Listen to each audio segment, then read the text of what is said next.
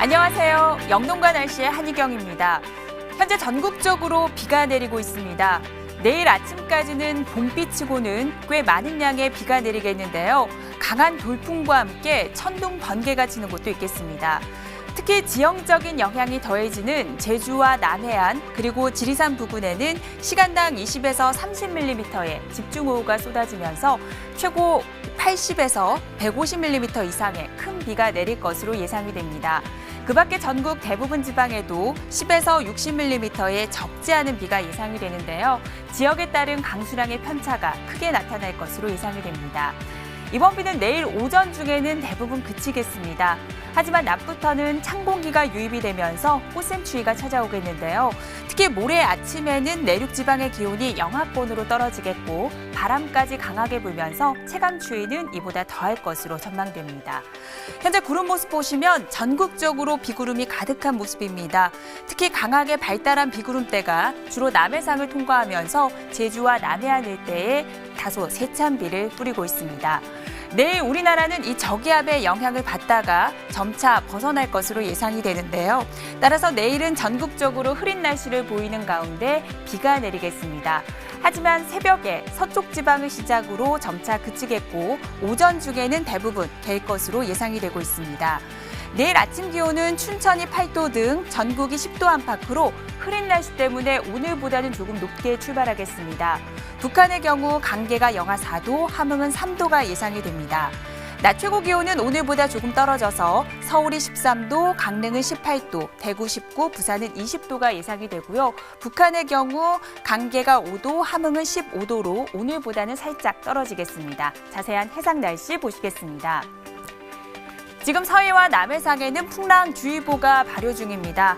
해상에서는 강한 바람과 함께 물결이 높게 일면서 동해상까지도 풍랑특보는 확대가 되겠습니다. 날씨 정보였습니다.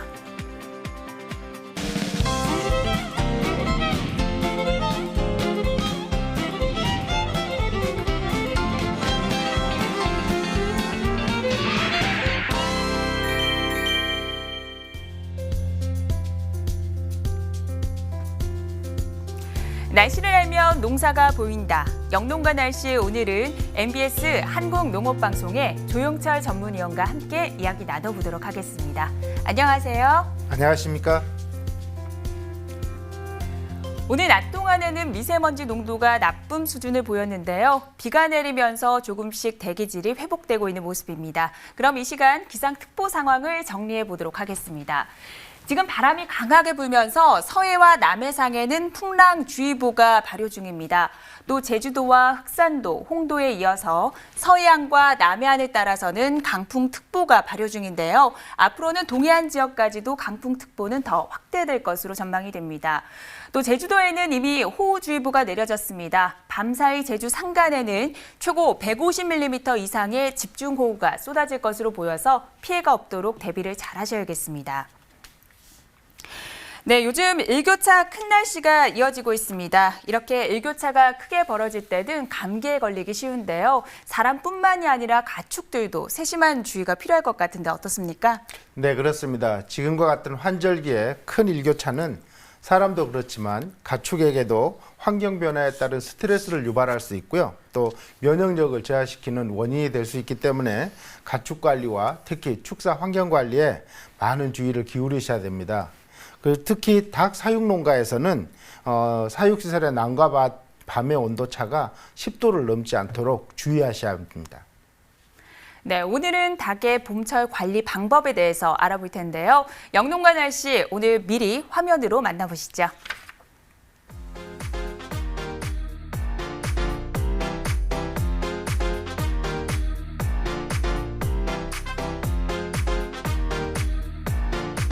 네, 농촌진흥청에서 국제공동연구를 통해서 고온에 노출된 닭의 생물학적 기능에 대해서 밝혔다고 하는데요. 어떤 내용인지 한번 소개 좀 부탁드립니다. 네, 그 말씀하신 연구를 통해서 닭이 고온 환경에서 사육을 하게 되면요. 고온 스트레스에 따라서 면역 기능을 변화에 겪는 것으로 나타났습니다. 특히 30도 이상의 고온에서 사육을 하게 되면 체온이 올라가서 물 먹는 양은 늘어나지만 사료를 먹는 양은 줄어들어서 체중의 증가폭이 적어질 뿐만 아니라 심하게 될 경우에는 죽게 될 수도 있다고 합니다. 네, 닭은 정말 온도의 영향을 많이 받는 것 같은데요. 먼저 닭을 사육할 때 적합한 온도부터 짚어주시죠. 네, 닭은 특히 가축 중에서 온도에 민감하기 때문에 세심하게 관리를 해주셔야 하는데요. 닭의 사육에 따라서 최적 온도를 살펴보면요. 닭 사육의 최적 온도는 15도에서 25도입니다.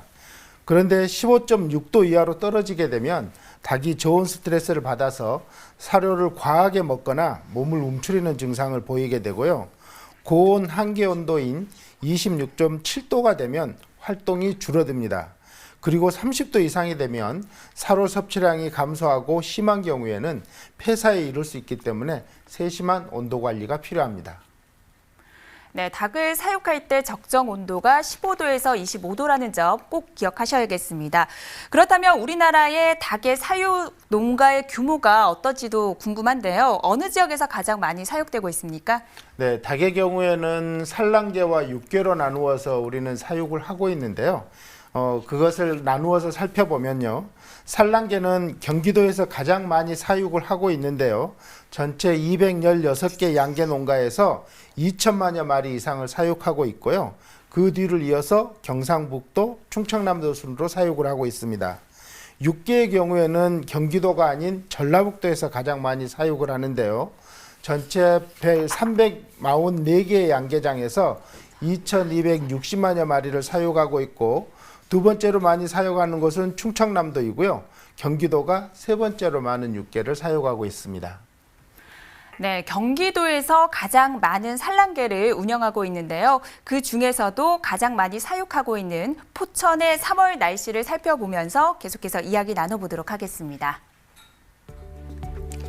3월 첫날 아침 최저 기온은 영하 4.4도, 낮 최고 기온은 13.4도로 일교차가 18도 가까이 크게 벌어졌습니다. 3월 중순에는 꽃샘 추위가 있으면서 낮 최고 기온이 10도 아래에 머무는 날이 많았는데요. 14일에도 아침 기온이 영하 7.4도, 낮 최고 기온이 8.3도로 일교차가 무려 15도 이상 크게 벌어졌습니다. 네, 3월에 접어들면서 정말 일교차 큰 날씨가 계속되고 있습니다. 닭이 기온 변화에 아주 민감한 만큼 더욱더 세심한 주의가 필요할 것 같은데 이럴 때 어떻게 닭을 관리하는 게 좋습니까?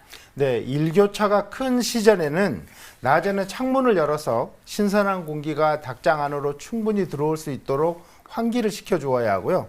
그리고 밤에는 해가 지기 전에 창문을 닫음으로써 급격한 온도 변화를 줄이는 것이 좋습니다.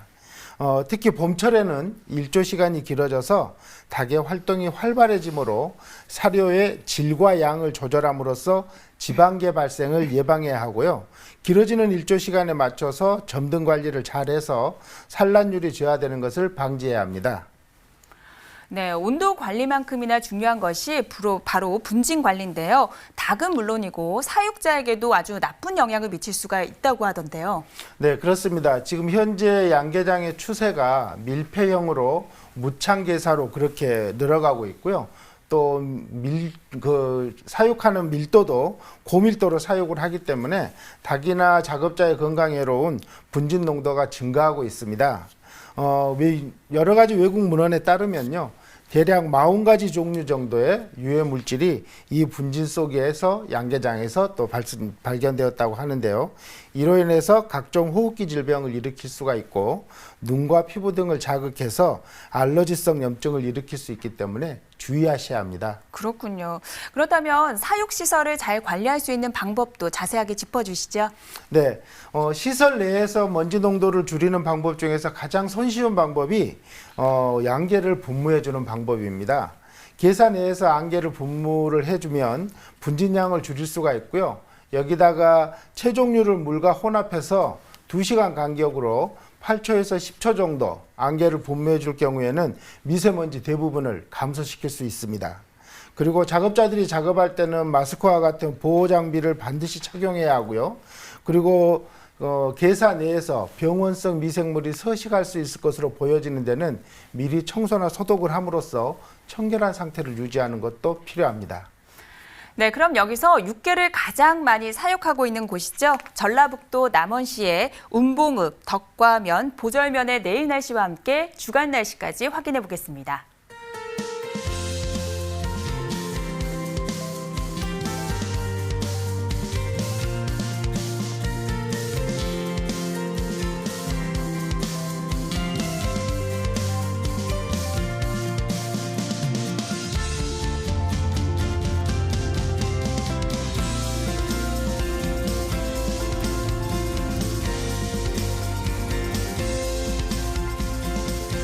네, 이맘때 닭 사육 농가에서 가장 걱정하는 것이 바로 고병원성 조류 인플루엔자 AI인데요. 전라북도 김제에서 AI 항원이 검출됐습니다. 결과가 나왔죠? 네, 그렇습니다. 지난 14일 농림축산식품부에서는 전북 김제 만경강에서 채취한 야생조류의 분변에서요. 이 중간검사 결과 조류 인플루엔자 항원이 검출됐는데요. 여기서 축산검역본부가 정밀 검사를 한 결과가 나왔는데요. 저병원성 조류 인플루엔자로 최종 확진되었습니다. 그렇지만 저병원성 조류 인플루엔자로 확진되기는 하였다고는 하나 차단 방역을 강화해서 해당 지역에 대해서는 7일간의 소독 강화를 조치할 예정이라고 합니다. 네, 이 시기에 AI가 자주 발생하고 있는데요. 그 원인이 어디에 있습니까? 네, 지금과 같은 2월과 3월은 겨울 철새들이 본격적으로 북상하는 시기로 철새들의 대규모 이동에 따라서 조류 인플루엔자 발생 확률이 높아지게 되고요. 두 번째는 봄철 영농 활동이 활발해짐으로써 농경지에 사람과 농기계가 자주 출입하게 되고 그럼으로써 야생 조류와 또 집에서 키우고 있는 닭과 오리 등과의 바이러스의 유입 가능성이 높아지기 때문에 그렇게 되고 있습니다. 그렇군요. 사실 AI는 고온에서보다는 저온에서 더 전파력이 강하잖아요. 이 점에 대해서 설명 좀 그렇습니다. 부탁드립니다. 다른 바이러스와 다르게 조류 인플루엔자 바이러스는 고온보다도 저온에서 활동성이 강한 것이 특징인데요. 중앙백신연구소에서 기술지원팀의 발표에 따르면요. 조류 인플루엔자 바이러스는 오염된 물 22도 환경에서는 4일밖에 생존을 하지 못하지만 4도가 되는 조건에서는 분변에서는 최소 35일, 그리고 계산에 있는 먼지에서는 약 2주 정도 생존이 가능하다고 합니다. 또 0도시에 오염된 물에서는 30일간 생존할 수 있는 것으로 확인이 되었습니다. 따라서 조류 인플루엔자 바이러스는 매우 낮은 온도에서도 바이러스가 죽지 않고 활동이 가능한 것입니다. 네, AI 바이러스는 아무래도 온도가 낮을수록 생존력이 강한 바이러스인데요. 우리나라 최대 오리 사육지죠. 전라남도 나주의 3월 기온을 통해서 분석해 보도록 하겠습니다. 지난해 3월과 올해 3월의 기온을 비교해 봤는데요. 지난해의 경우 최고 기온은 14.3도, 올해는 14.2도로 거의 비슷한 수준을 보였습니다. 최저 기온을 살펴보면 작년 3월은 1.4도, 올해는 영하 0.7도로 작년보다는 약 2도 정도 낮은 것으로 분석됐습니다. 이후로도 몇 차례 봄철 이상 저온 현상이 예상되고 있는데요. 저온에 강한 AI 바이러스인 만큼 주의가 필요한 상황입니다. 네, 특히 오늘 내리고 있는 비가 그치고 나면 내일 낮부터는 기온이 떨어지면서 꽃샘 추위가 찾아올 것으로 예보되고 있습니다. 닭과 오리 농가에서는 더욱더 주의가 필요할 것 같은데요. 어떤 관리가 필요할까요? 네, 과거에도 4월과 5월에도 조류 인플루엔자가 발병한 적이 있기 때문에요. 주의가 필요하고 이럴 때는 철저한 방역만이 조류 인플루엔자의 발생을 줄일 수 있습니다. 조류 인플루엔자의 예방법을 말씀드리면요. 먼저 농장 소독은 매일 1회 이상 실시하고 축사와 사료 저장 창고 등에는 그물망을 설치해서 야생조류의 출입을 차단해야 합니다. 또 조류 인플루엔자 발생국을 여행할 때는 자제해 주셔야 하고요. 저수지 주변이나 하천, 습지 등 야생조류의 출몰이 잦은 지역은 출입을 자제하는 것이 좋습니다. 또 가축 운반 차량, 사료 차량 등은 구분을 해서 닭과 오리 농가 간의 상호 접촉은 피해야 하고 일반인의 농장 출입 역시 통제하는 것이 좋습니다. 네, 매년 AI 때문에 수천, 수백 마리의 가금류가 살처분돼서 안타까움을 자아내고 있는데요. 올해는 부디 이 같은 소식이 없었으면 좋겠습니다. 네, 그렇기 때문에 정부에서도 지난해 10월부터 금년 3월까지 AI의 전파 요인으로 꼽히는 야생조류의 분변을 주기적으로 조사를 하고 있고요. 이 기간에 전국에서 고병원성의 가능성이 있는 그러한 항원들이 수십 차례 검출되었지만 다행히 지금까지는 모두 저병원성으로 확진되어서 경보는 해제했습니다. 다행히 또 이번 사례, 김제 사례에도 역시 저병원성 조류 인플루엔자 항원으로 확진이 되었기 때문에 다행입니다만은 이후의 방역이나 사전 대비도 철저히 해야 되겠습니다. 네, 맞습니다. 그럼 우리나라 최대 오리 사육지죠. 전라남도 나주, 남평읍, 반남면, 세지면의 내일 날씨와 함께 주간 날씨까지 확인해 보도록 하겠습니다.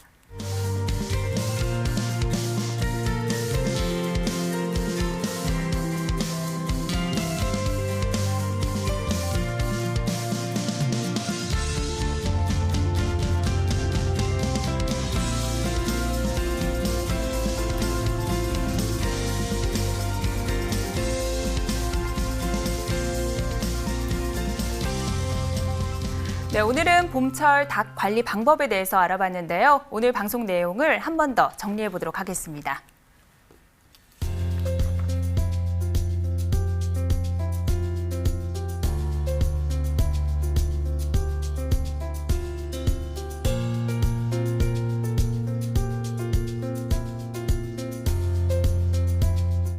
네, 농사에 있어서 빼놓을 수 없는 문제죠. 병해충에 대해 이야기 나눠보는 시간입니다. 오늘의 병해충 상담소 함께 만나보시죠.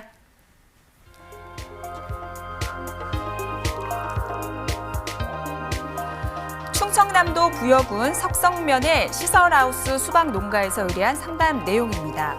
수박 잎과 줄기에 이상이 생겼다고 하는데요. 수박 줄기가 하얗게 변하는 증상이 나타났다고 하는데요. 곰팡이 균에 감염된 것인지 방제는 어떻게 해야 하는지 알려주세요.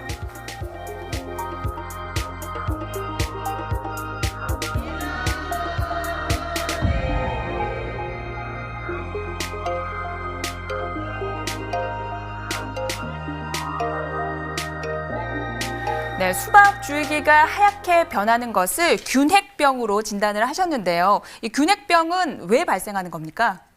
네, 먼저 균핵병에 대해서 말씀을 드리면요. 균핵병은 대부분의 채소 작물에서 발생을 하는데요. 노지 재배나 시설 재배할 것 없이 어느 곳에서나 많이 발생하는 그러한 병입니다. 균핵병은 특히 기온이 20도 내외로 서늘할 때, 그리고 강우가 많이 와서 습기가 많아질 때 발병하기 쉽고, 질소 과다로 식물체가 약하게 자랄 때, 또 연작에 의해서 병형군이 토양 내에서 밀도가 높아질 때 발생이 많아지기 때문에 주의해야 되는 병인데요. 최근에는 이 균핵병의 발병이 더욱 증가하는 추세여서 주의가 필요합니다. 네. 최근 발병률이 높아지는 만큼 방제에 더욱더 신경 써야 할 것 같은데요. 이 방제법도 짚어주시죠. 네, 균핵병에 대한 방제법은 방금 자료에서도 보시는 것처럼 발병한 식물체는 즉시 제거해서 전염원을 없애주셔야 하고요. 그리고 시설하우스 내부의 온도가 너무 낮지 않도록 관리할 뿐만 아니라 과습을 피하는 것도 중요합니다. 또 발생이 심한 그런 밭에서는 화분과 작물로 바꿔가면서 윤작을 하거나 한 일주일이나 2주일 정도 담수 처리 또는 땅을 갈 때 깊이 가리를 함으로써 균핵병원균을 죽이거나 줄여주는 것이 좋습니다. 또 가능하다면 태양열을 이용한 토양 소독도 필요하고요. 또 토양 훈증제를 활용해서 소독을 하는 것도 효과적입니다. 네, 오늘 내용 잘 기억하셔서 효과적으로 활용하셨으면 좋겠습니다. 오늘 도움 말씀 주신 조영철 위원님 감사드립니다. 수고하셨습니다. 네, 현재 전국적으로 비가 내리고 있습니다. 이번 비는 내일 아침까지 이어지겠는데요. 국지적으로는 천둥, 번개와 돌풍을 동반할 것으로 보여서 주의가 필요한 상황입니다. 특히 지형적인 영향이 더해지는 제주도와 남해안 그리고 지리산 부근으로는 시간당 20에서 30mm의 집중호우가 쏟아지겠는데요. 그래서 예상되는 비의 양도 많습니다. 30에서 80, 특히 지금 호우특보가 내려진 제주도 산간지방에서는 최고 150mm가 넘는 많은 비가 쏟아질 것으로 보여서 주의를 하셔야겠습니다. 또 이번 비가 그치는 내일 낮부터는 찬 공기가 유입이 되겠습니다. 점차 기온이 떨어지겠는데 모레 아침에는 많은 내륙 지방의 기온이 영하권으로 내려가겠습니다. 앞으로 찾아오는 꽃샘 추위에도 대비를 잘하셔야겠습니다. 저희 영농가 날씨는 내일 저녁 8시 30분에 찾아뵙겠습니다. 고맙습니다.